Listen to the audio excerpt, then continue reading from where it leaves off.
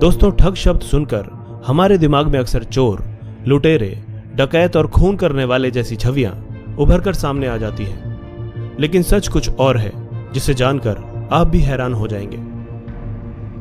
आइए इस वीडियो के माध्यम से हम ये जानने की कोशिश करते हैं कि आखिर ठग्स ऑफ हिंदुस्तान कौन थे, क्यों इनको लुटेरा, डकैत, खूनी इत्यादि कहा जाता है। भारत में एक आदिवासी जनजाति घने जंगलों में रहती थी और काली मां की पूजा करती थी। इस जनजाति का नाम था ठग। ये कोई चोर, लुटेरे, डकैत या डाकू नहीं थे। क्या आप जानते हैं कि जब भारत पर अंग्रेजों ने धीरे धीरे अपना कब्जा जमाना शुरू किया तो ये ठग ही थे जिन्होंने अंग्रेजों का पूरी ताकत के साथ विरोध किया था। क्योंकि अंग्रेज अपना साम्राज्यवाद बढ़ाने के लिए जंगलों को खत्म कर रहे थे जिनमें यह ठग जनजाति पीढ़ियों से रह रही थी। और ये बात आप जानते ही हैं कि अगर कोई किसी के घर को खत्म करने की कोशिश करता है तो प्रतिरोध उत्पन्न होना सामान्य सी बात है।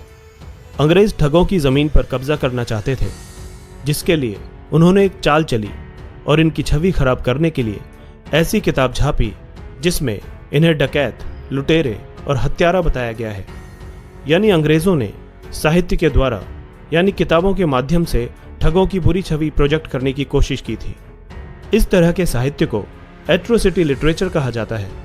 इन्हीं किताबों में से एक किताब का नाम कन्फेशन ऑफ ठग है, जिसे 1839 में फिलिप मेडोज टेलर ने लिखा था, जिसमें ठग्स को कुख्यात लुटेरा, हत्यारा और डकैत बताया गया था।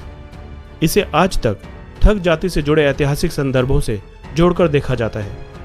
इतना ही नहीं, ब्रिटिश संसद ने 1871 में आपराधिक जनजाति अधिनियम यानी कि क्रिमिनल ट्राइब एक्ट पारित किया था, जिसके तहत भारत की कुछ खास जनजातियों को सामूहिक रूप से मारने का अधिकार अंग्रेजों को दे दिया गया था।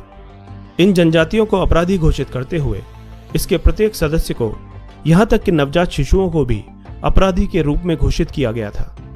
इसी एक्ट के तहत ठगों के अलावा कई आदिवासी जनजातियों पर भी काफी जुल्म किए गए। बड़े पैमाने पर इनकी सामूहिक हत्या भी की गई। अंग्रेजों ने ऐसा इसलिए किया था क्योंकि ये जनजाति अपनी जमीन छोड़ने के लिए तैयार नहीं थी और साथ ही ये अंग्रेजों के साम्राज्य को भारत में फैलने से भी रोक रही थी।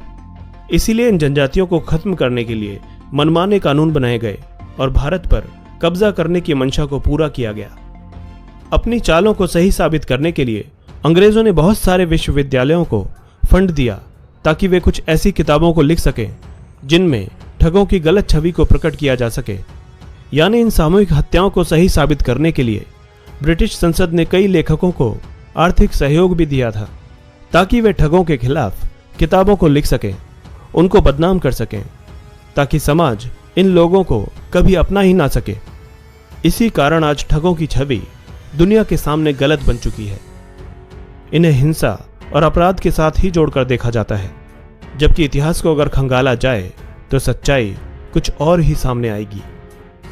तो अब आप जान गए होंगे कि ठग्स ऑफ हिंदुस्तान कौन थे और कैसे अंग्रेजों ने इन्हें बदनाम किया था।